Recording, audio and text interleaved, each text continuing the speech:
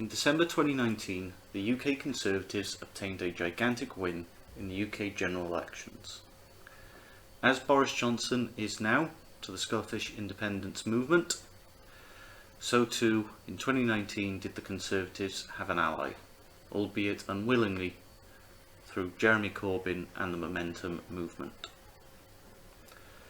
Corbyn was quoted in 2017 as saying he doesn't play by the establishment's rules. The problem with this mentality is it is the establishment's and the Conservatives' game. If you are not playing by their rules, you are either not playing the game or a part of their play set.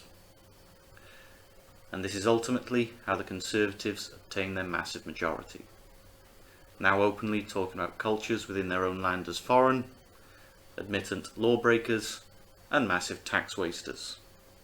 I'm not just referring to the £800 a roll wallpaper, but the billions wasted on private contracts to their friends. In order to make gains now, Labour needs a rallying cry. Something short but powerful to rival messages such as "Get Brexit Done".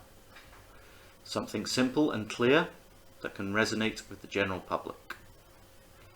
Many page manifestos, however fully costed and beneficial to the public, do not inspire enough to get voting.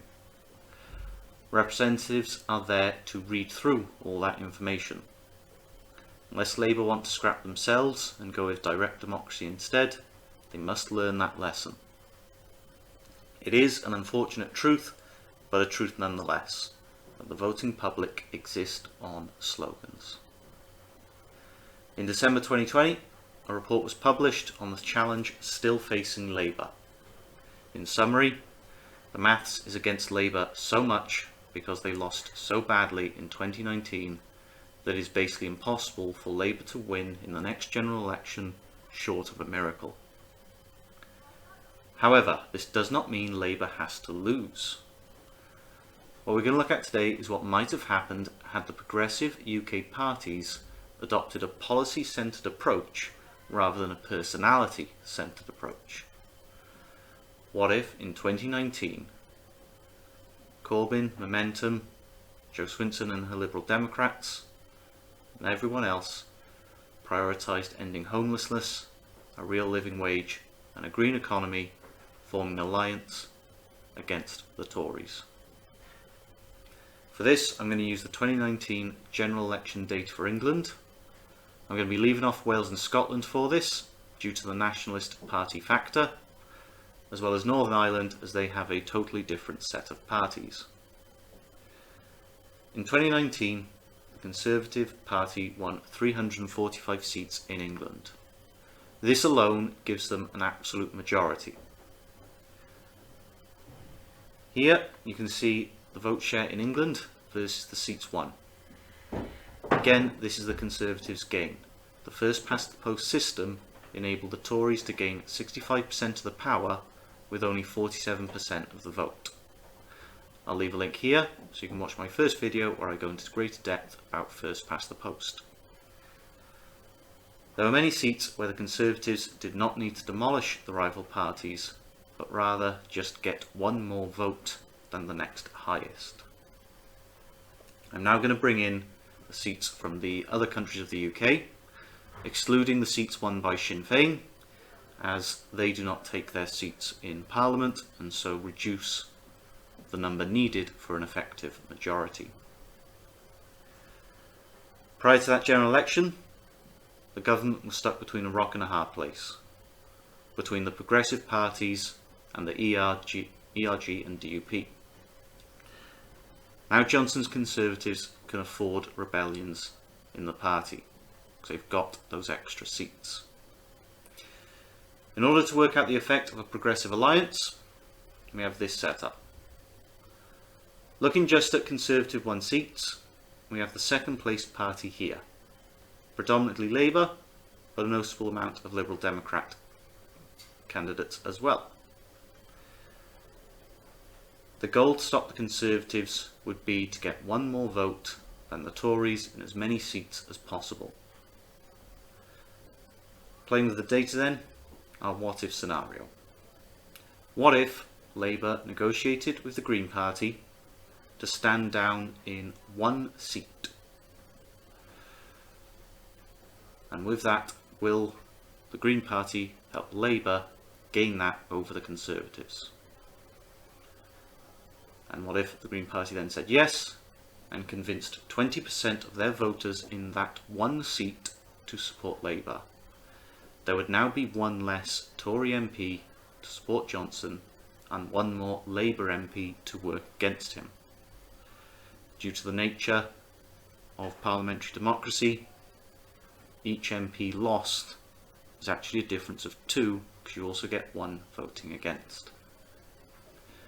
Further developing the scenario, the Labour Party negotiate with the Lib Dems to mutually stand down in a limited number of seats. And if they manage to convince 20% of their respective voters to support the other party as needed, we would really start to chip down the Tories' lead. With that 20%, the Conservatives would lose 7 of their seats, while Labour and the Lib Dems would gain 5 and 2 respectively, giving a difference of 14. This would significantly cut down the executive powers of the Prime Minister, bringing Labour closer to genuinely helping the many rather than the few. There is also one very important factor not brought into this as well. In 2019, the Conservatives did not gain many votes compared to 2017. They gained their additional power by Labour losing many votes that they had previously had in 2017. I'm now going to bring in the lost Labour vote.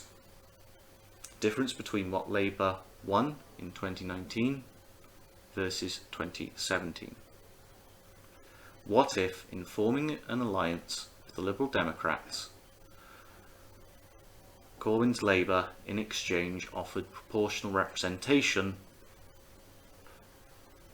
to encourage their voters to switch and incentivise those that did not turn out to vote?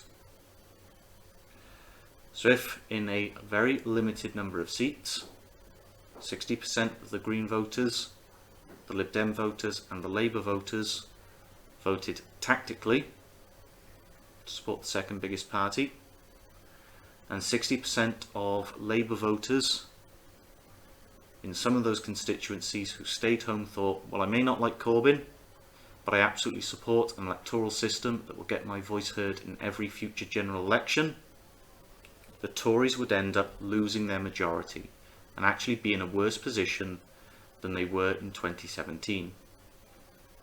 There is no way the Tories would get away with what they are doing now. And on top of that, Johnson's ego would be crushed. Just take an unlikely and extreme scenario where in all these targeted seats, everyone voted tactically as needed. Labour would actually have ended up as the biggest party in Parliament. Now, this is an extreme scenario, but this has not taken into account what might have happened in Wales and Scotland. Nor does it take into account people who don't typically vote because they feel the first past the post system has disenfranchised them. What could have happened if Labour played using the Conservatives' rules? Using a simple rallying cry like "make every vote count" to invigorate the electorate. This is a problem Labour had under Corbyn, and it is still a problem they have now under Starmer. Labour need to send out a message on what they will do that the Conservatives are unable to lie and say they will do the same. Labour can't expect to win a majority or to even dislodge the Conservatives from power by promising to invest in the NHS, because the Tories will just lie and say they will do the same or better. And people will end up believing it. A sad fact, but a fact nonetheless. Labour needs something the Tories cannot bring themselves to support. Proportional representation is that policy. It breaks their game. I hope you've enjoyed the video. If you have, please click the like button and subscribe. Leave your comments below.